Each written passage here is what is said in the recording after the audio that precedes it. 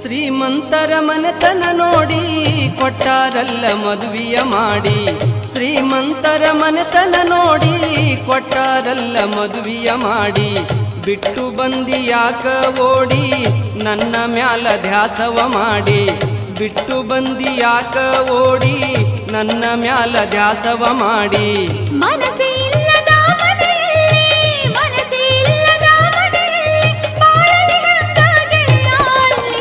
ಯಾಕ ಗೆಳತಿ ನೀ ಹೊಳ್ಳಿ ಬಂದೆಲ್ಲ, ನಿನ್ನ ಮದುವೆಯಾಗಿ 1 ವರ್ಷ ಪೂರಾಗಿಲ್ಲ.